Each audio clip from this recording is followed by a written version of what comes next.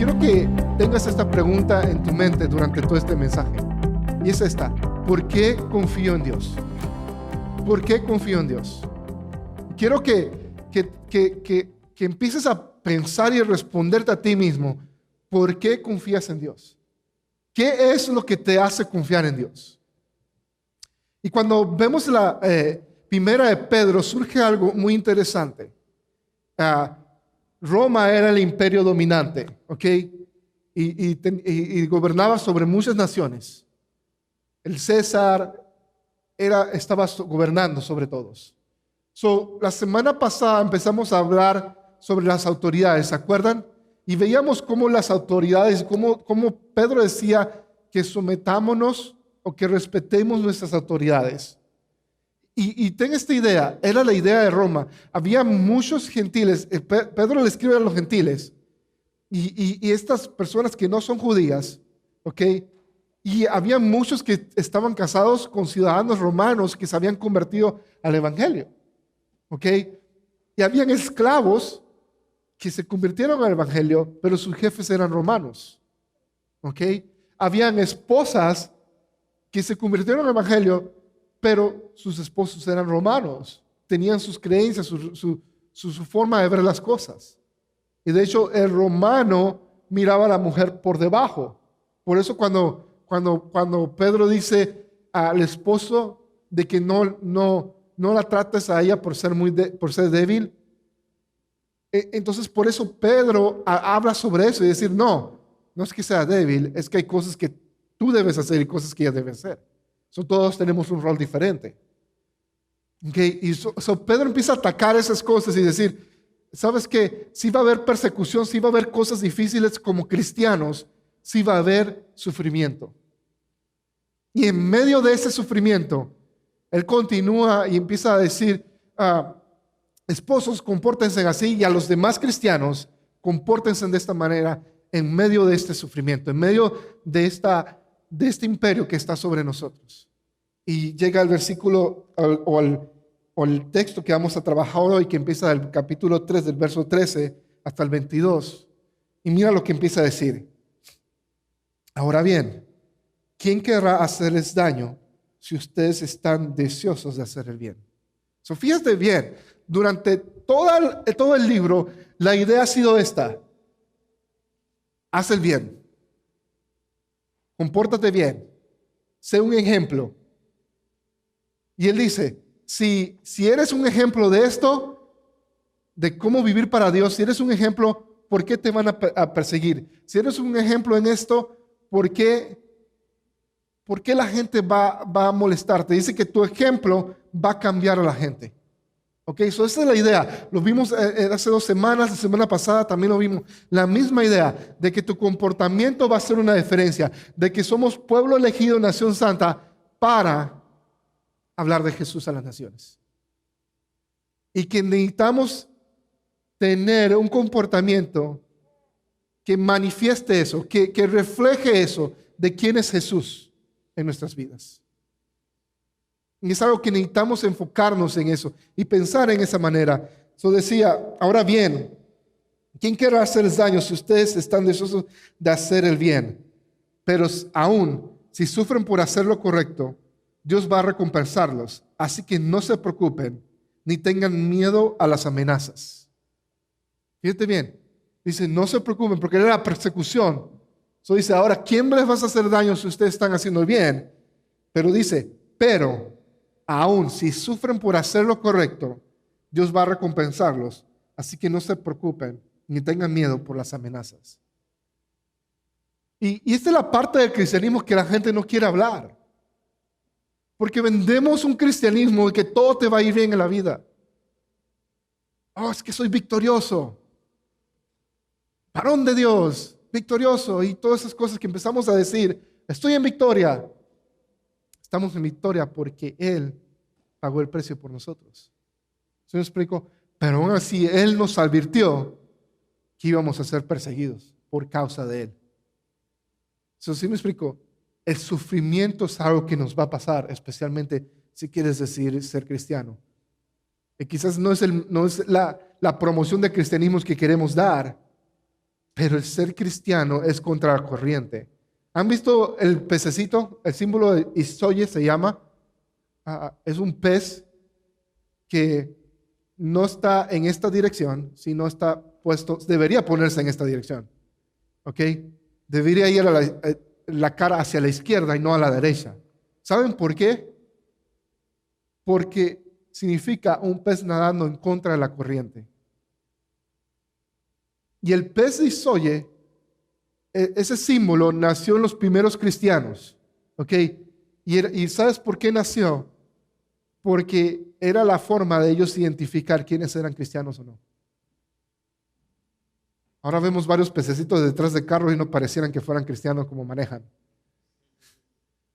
Pero la idea era de que vamos a ir en contra de la corriente, en contra de lo común. Y cuando vas en contra de la corriente, en contra de lo común, eres criticado, eres odiado, incluso crucificado, como Jesús. ¿Por qué iba en contra de la corriente?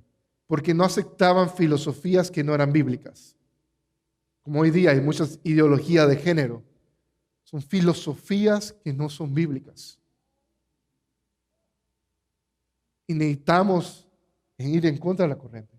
Y aún así, si sufrimos por hacer lo correcto, Dios nos va a recompensar.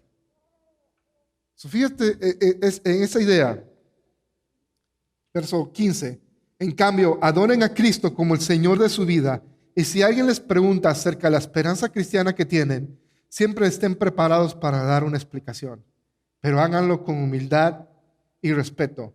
Mantengan siempre limpia conciencia.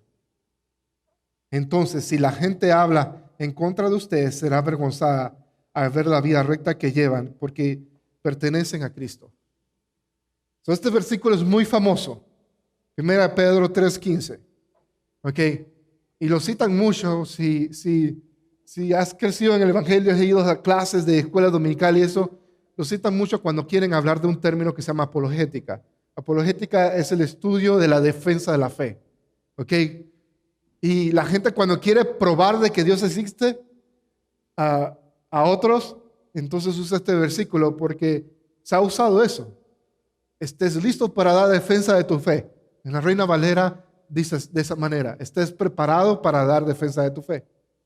¿Ok? Pero fíjate bien, tenemos que ver los versículos en el contexto. Este versículo no se aplica de esa manera para usar el uso de la apologética y ir a un debate. Este versículo habla de mi respuesta ante el sufrimiento, de mi respuesta ante la injusticia de la gente hacia mí. Y dice que literalmente lo que Pedro está diciendo, en el sufrimiento, en el modo que la gente te trata injustamente, toma la actitud de Cristo. ¿Ok? Y cuando la gente vea la actitud de Cristo, se va a preguntar por qué eres diferente. Entonces estás listo para dar el mensaje de la fe. Es lo que está diciendo. Ahora, ¿significa eso que no debo compartir mi fe con nadie? No, no significa eso. Significa de que si estás pasando por sufrimiento, por una situación injusta, tu actitud, tu comportamiento es lo que va a demostrarle y probar a la gente de que le sigues a Cristo. Y va a ver la diferencia, las personas van a ver esa diferencia en ti. ¿Y sabes qué va a pasar? Te van a preguntar, ¿por qué? ¿Qué es diferente en ti? ¿Por qué confías en Dios?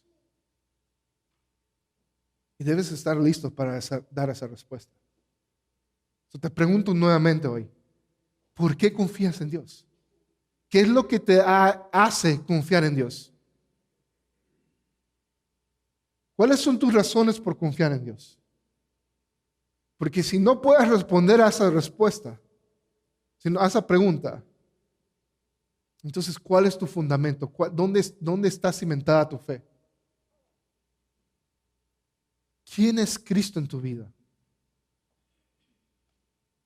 Verso 15 nuevamente dice: si alguien les pregunta acerca de la esperanza cristiana que tienen, estén preparados para dar una explicación. Pero háganlo con humildad y respeto. ¿Sabes qué significa eso? Si alguien que es de otra religión diferente a la mía me pregunta, yo no voy a ir a atacar su religión y decirle por qué está mal esto y esto en su religión. Dice que háganlo con humildad y respeto.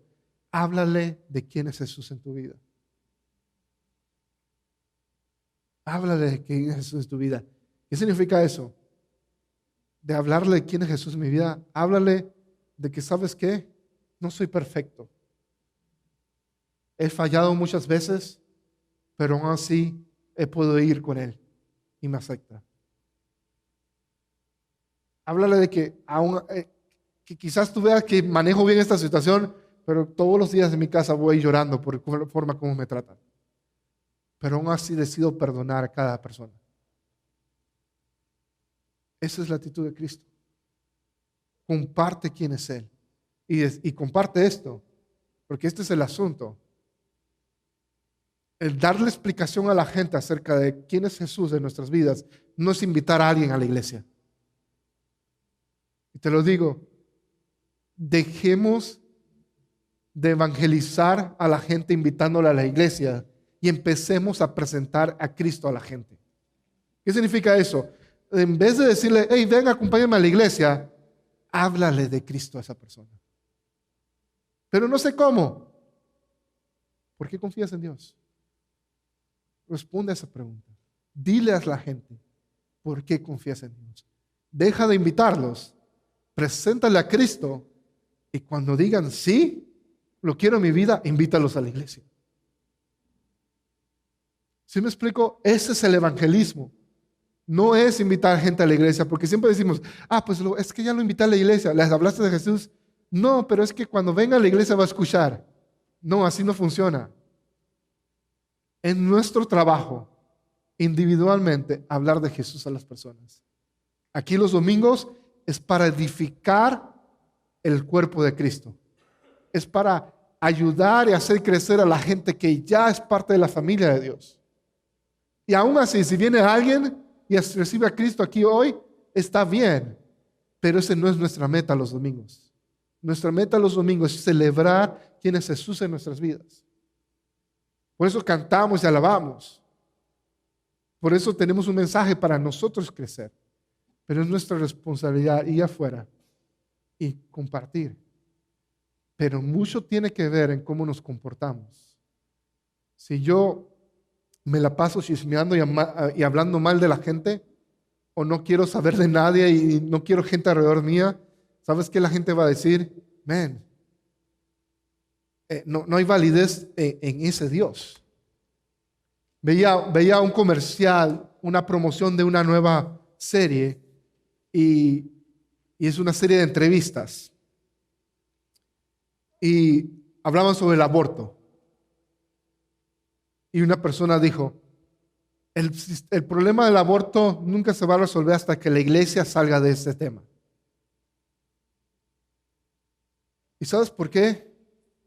Porque la iglesia ha fallado en cómo trabajar el tema del aborto. La iglesia ha fallado en eso.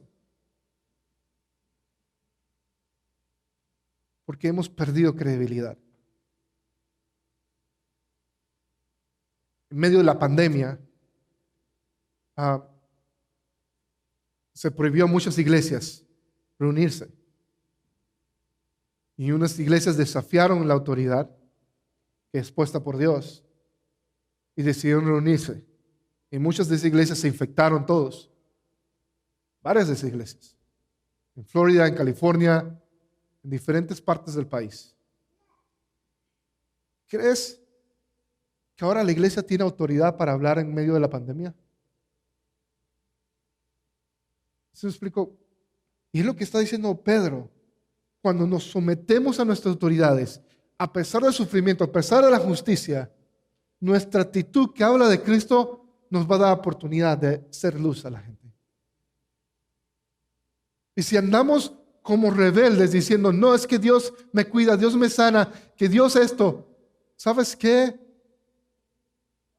Estamos desobedeciendo a Cristo porque aún así Él dijo que obedezcamos la autoridad. ¿Te está diciendo de que peques? No. ¿La autoridad te está diciendo que peques? No. ¿La autoridad te está diciendo que hagas algo en contra de la Biblia? No. Entonces, obedece. Ese es el filtro. Pero perdemos credibilidad como iglesia al momento en que desobedecemos autoridad. Perdemos credibilidad entre nosotros mismos cuando decimos que somos esto y nos comportamos diferente. Y de hecho, nadie nos va a preguntar nada porque somos igual que otros. Y no hay esa diferencia en Cristo. Y ese es el asunto que está tratando Pedro aquí. Está diciendo, ustedes son diferentes. Hagan que eso se muestre a la gente, más allá de lo que puedan hacer y decir. Porque lo que ustedes hagan, la forma como nosotros nos comportamos, va a hacer que la gente venga a nosotros. Hace muchos años, la gente, los gobiernos, iban a la iglesia y decían, ayúdennos. Y hoy día está dejando de pasar eso. Y no es porque el mundo ha evolucionado y eso, es porque nuestro comportamiento como iglesia ha quitado nuestra credibilidad. Y parte de eso, de humildad y respeto, es reconocer la he regado. Y es momento de reconocer que la hemos regado y seguir adelante. Y empezar a hacer las cosas bien. ¿Sí me explico? No se trata el cristianismo no se trata de perfección. Se trata de reconocer quién soy a los pies de Cristo. Si fuera perfección, la Biblia no llamaría a David el hombre conforme al corazón de Dios. David era alguien que pecó y pecó, mató, asesinó, hizo muchas cosas horribles.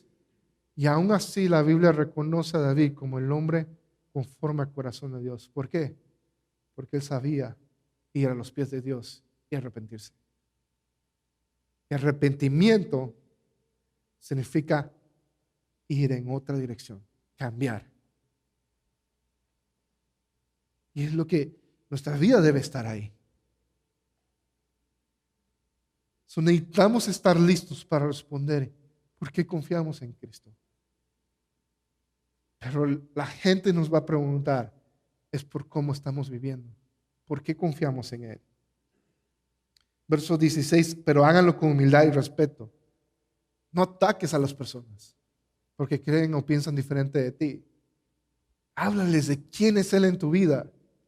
Olvida si son católicos, mormones, olvida la parte si adoran o no adoran un santo. Olvida si piensan que después de la vida se van a convertir en dioses o no. Olvida esas cosas. Enfócate en compartir quién es Cristo en ti. Y no en el intelecto de la gente, en la parte doctrinal o no. Olvídate de eso, no ataques eso, porque ese no es el problema. El problema es el corazón de ellos que necesita reconocer que necesitan de Jesús. Y a veces pensamos que el problema es que si en su carro hay esto o lo otro, si crecieron de esta forma o lo otro. Necesitamos entender de que tenemos que compartir quién es Jesús en nuestras vidas y que ellos puedan escuchar lo grande que es Dios en nuestras vidas. Pero háganlo con humildad y respeto. Mantengan siempre limpia la conciencia. Mantenga siempre limpia la conciencia. ¿Sabes qué significa eso? Arrepéntete. Si hay algo mal en tu vida, arréglalo. Si necesitas perdonar a alguien, perdona. Si sabes que necesitas dejar una situación pecaminosa en tu vida, arregla eso, déjalo. Si necesitas cortar con relaciones en tu vida, que no son buenas, que son tóxicas, corta esa relación. Pero arregla esas cosas. Entonces, si la gente habla en contra de ustedes, será avergonzada a ver la vida recta que llevan porque pertenecen a Cristo. ¿Sí me explico? Cuando la gente empieza a hablar más de ustedes, solitos se van a avergonzar porque La gente va a saber ya cómo son ustedes. Así, no, fíjate que Cristian hacía esto. No, pero ya no es así. Mira, ahora hace esto, ahora es constructor, vende eh, helados. Pero no, es que esto de Cristian. No, es diferente. Conócelo. Oh, el pastor antes era bien enojón. Sí, lo era. Pero ha cambiado. Se arrepintió. Sí. Necesitamos ir a la cruz y reconocer: Dios, te necesito.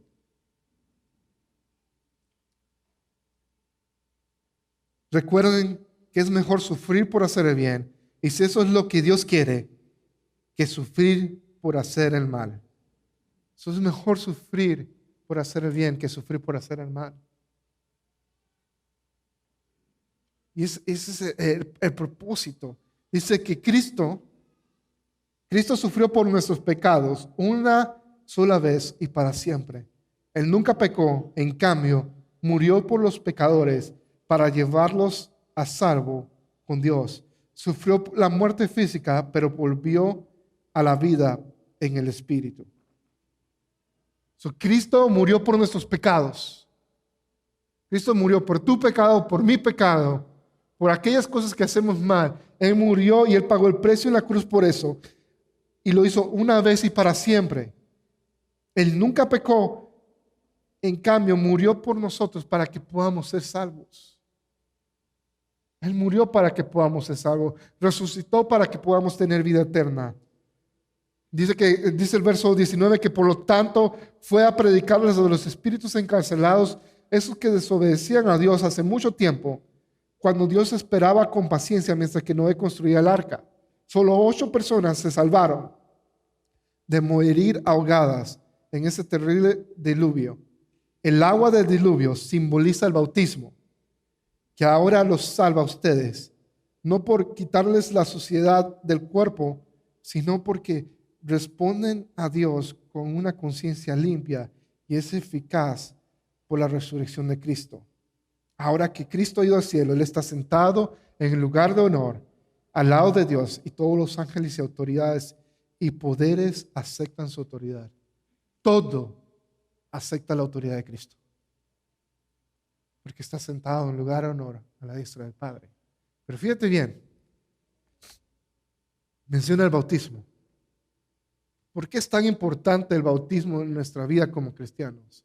Porque representa la obra de Cristo en nosotros. Representa la obra de Cristo pública en nuestras vidas. El bautismo es una declaración pública de que yo le pertenezco a Dios. Y es un acto de obediencia a lo que Jesús hizo también. Por eso nos bautizamos, por eso sumergimos a la gente en agua y salen, porque es una nueva persona.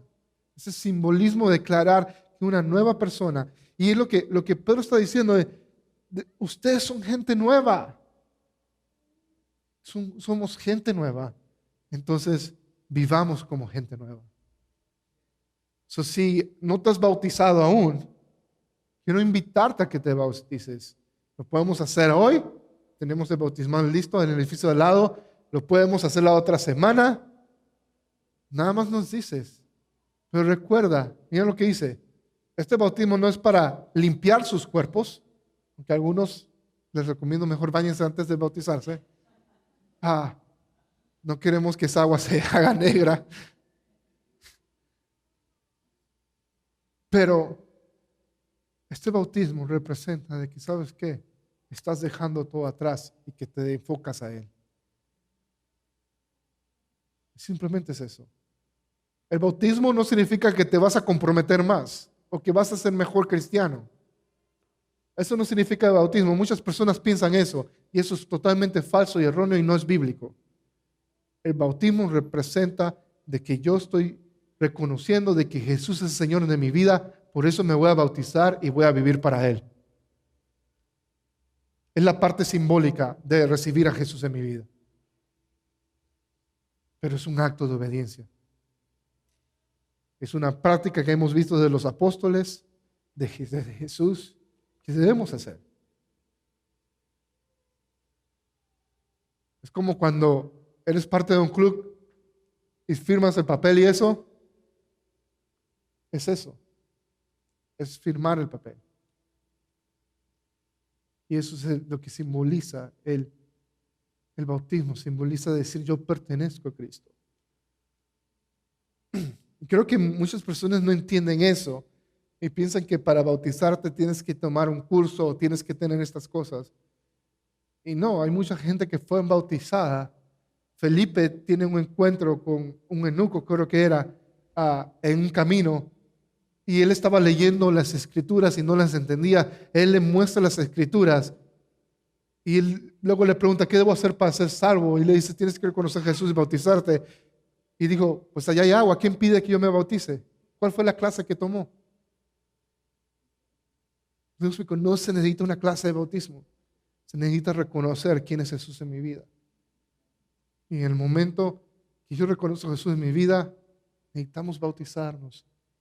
Y simplemente declarar, sabes que yo le pertenezco a Jesús. Y Dios, sabes que en esa obediencia Dios va a bendecir aún mucho más tu crecimiento como cristiano. Porque es un acto de fe, decir, sabes que vivo para ti. Vivo para ti. Volviendo a la pregunta, ¿por qué confías en Dios? ¿Por qué confías en Dios? Cada uno de nosotros tenemos una respuesta diferente. Si confías en Dios, nada más por el hecho o la idea de que Él es Dios y tienes que confiar en Él, yo consideraría reevaluar por qué creo en Él. Porque muchas personas creen que existe Dios, pero no significa que confíen en Él. Confiar en alguien surge a través de una relación con alguien. Yo te puedo decir por qué yo confío en mi esposa. Yo te puedo decir por qué yo confío en Pastor Olimpo, por qué yo confío en Cristian. Yo te puedo decir por qué confío en Shui. A través de la relación y la amistad que tengo con ellos. ¿Sí me explico? Pero si cuando tú dices, yo confío en Dios, pues porque es Dios. Hay algo que es simplemente conocimiento de Él y hay otra cosa que es una relación con Él. Lo que quiero retar es que te cuestiones eso. ¿Por qué confías en Dios hoy? ¿Qué es lo que hace que confíes en Dios? Es mucho más allá de que Él salvó mi vida y murió por mis pecados. ¿Sí me explico? Porque sabemos eso. Por eso lo aceptamos, pero es mucho más allá de eso, porque ese es el inicio. Él inició la conversación con nosotros. Él inició el acercamiento hacia nosotros a través de la cruz. Eso es mucho más allá de confiar en Dios, mucho más allá de decir, es que Él murió por mis pecados.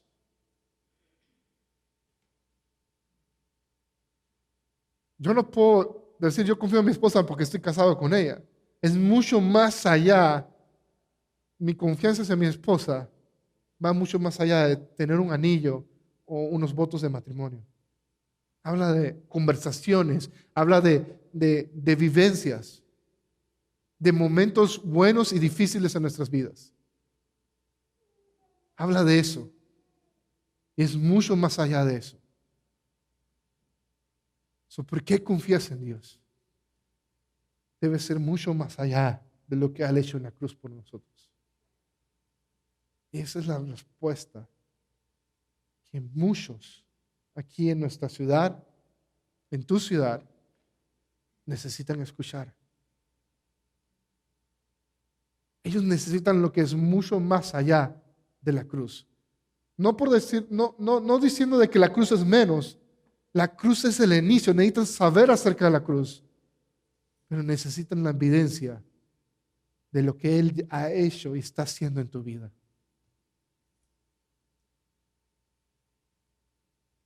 ¿Ves cómo Pedro agarra toda esta situación y la enfoca para fuera de la iglesia para alcanzar a la gente. Ese debe ser nuestro enfoque. La gente que vamos a tocar, nuestros compañeros de trabajo, nuestros familiares que aún no lo conocen. Ese debe ser nuestro enfoque. Y mientras que hacemos la vida en medio de todo esto, al tomar la actitud de Cristo, nos va a abrir la puerta para tocar esta ciudad. Quiero retar tu corazón, tu espíritu a eso, a que lleves y puedas contestar esa pregunta, ¿por qué confío en Él? La puedas contestar mucho más allá de la obra de la cruz. Porque si tu respuesta es simplemente en la cruz, está bien. Pero llévalo ahora mucho más allá de la cruz. Muéstralo, llévalo de que sabes que yo confío en Dios. Sí, porque murió por mis pecados y resucitó. Pero sabes que no solamente eso, déjame contarte lo que pasó. Que perdí 3 bebés, mi esposa y yo perdimos 3 bebés y ahora tenemos 2 hermosas niñas. Que los doctores decían que no podíamos tener hijos, pero ahora tenemos 2. Déjame contarte de que tenía esta adicción, tenía estas cosas y Dios me liberó. Déjame contarte, sí, Él murió en la cruz por mis pecados, pero ¿sabes qué? Pasó esto. Estuve muerto por 5 minutos y Dios me resucitó y ahora estoy caminando. Pastor Scott y está hablando. Déjame contarte esto, de que sí murió por mis pecados, pero ¿sabes qué? Cuando crucé la frontera, pasó esto, y pensé que no iba a sobrevivir. Y aquí estoy. Hay muchas historias que hablan que nuestra confianza empieza en la cruz, pero va mucho más allá. ¿Y por qué confío en Dios? Es algo que debemos estar listos para responder a la gente, quien lo demanda. Pero escucha bien esto, la gente no lo va a demandar si no estamos viviendo como Jesús. La gente no va a preguntar qué hay diferente en nosotros si no ve algo diferente entre nosotros y ellos. La gente no va a demandar si ven que estamos tratando al mesero mal, si ven que tratamos al cajero mal. La gente no va a preguntar por qué somos diferentes. La gente no va a preguntar por qué somos diferentes si todo el tiempo estamos tristes o deprimidos. Cuando tenemos un Dios que puede sanar la depresión y muchas cosas en nuestras vidas. Y aún así, en medio del sufrimiento, en medio de las situaciones difíciles, poder estar confiados en Él. Porque créeme, cuando perdimos nuestros bebés, no estábamos felices, pero estábamos confiados en Él. Estábamos confiados en Él. Yo recuerdo cuando perdimos nuestro primer bebé, unas amistades vienen y nos visitan a la casa y llegan ellos llorando, todos tristes, y nosotros tratando de controlarnos porque estábamos heridos, pero se tornó en que nosotros teníamos que ministrar a esas personas en vez de ellos ministrarnos a nosotros. ¿Por qué confiamos en Dios? Va mucho más allá de todo eso. Y tenemos que pensar en esa pregunta, porque hay muchas personas que van a demandar de nosotros esa respuesta. Y tenemos que estar listos para darla. ¿Por qué no trabajas los domingos? ¿Sabes? Es mucho más allá de decir, es que voy a la iglesia. Es decir, la historia detrás de eso. Porque hay mucha gente que va a la iglesia y no vive para Dios. ¿Se me explico? So, el decir que vas a la iglesia no da testimonio de Cristo. So, ¿por qué confías en Él? Permite mediante esta semana de hoy de que pienses bien esa respuesta y puedas simplemente decir, esta es la razón por la que confío.